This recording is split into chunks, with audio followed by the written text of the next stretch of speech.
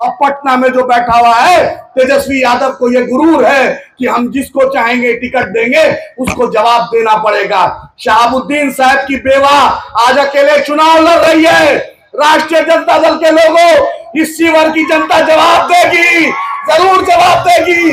उसकी बेवा चुनाव लड़ रही है। एक आवाज निकली तो महाराष्ट्र में इम्तियाज जलील साहब ने लब्बैक कहा और औरंगाबाद से एमपी वहां के 20% सिर्फ आबादी थी और सब लोगों ने मिलकर इम्तियाज जलील साहब को एमपी बना दिया।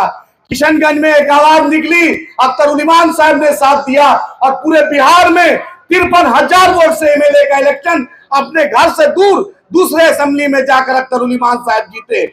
आपके हर मुद्दे पर, आपके हर मसाइल पर हम आपके साथ खड़े रहते हैं। अगर दिल्ली में कोई बोलते हैं, हैदराबाद में कोई शख्स बोलता है, उसका नाम बैरिस्टर असदुद्दीन ओवैसी साहब है।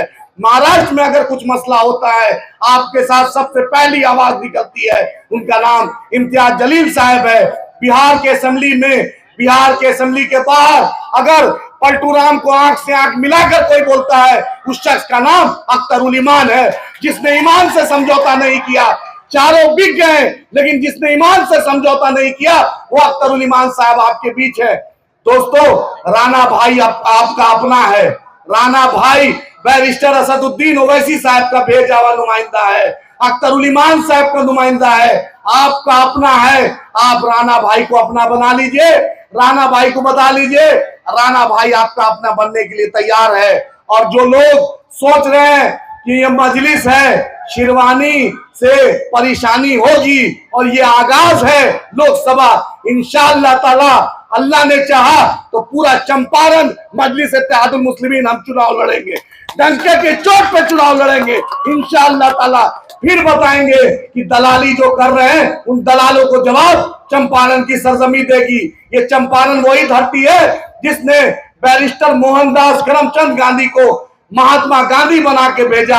आप सीताराम बाबू के बेटे को एमपी बना के भेजिए, इंशाअल्लाह ताला बैरिस्टर साहब के दाएं में इम्तियाज जलील साहब बैठेंगे, बाएं में अख्तर ईमान साहब बैठेंगे, तो आपका भाई राणा रंजीत भी उसी सफ में बैठेगा। फिर हम बताएंगे, एक ही सफ में खड़े हो गए महमूद और रियाज, ना कोई राणा रंजीत रहा, ना कोई अख्तर ईमान, सब मजलिस हो गया, सब एमआईएम हो गया।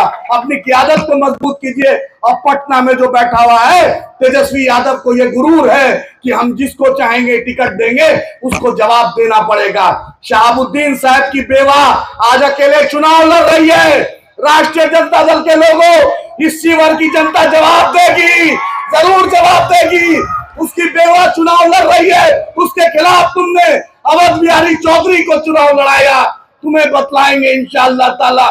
तुमने हमारे पीठ पे खंजर घोपा है, अल्लाह ने चाहा तो कभी मुख्यमंत्री नहीं बनोगे, कभी नहीं बनोगे। तुमने हमें धोखा दिया, अल्लाह की कुदरत तुम्हें जरूर इंसाफ करेगी। बहुत बहुत शुक्रिया।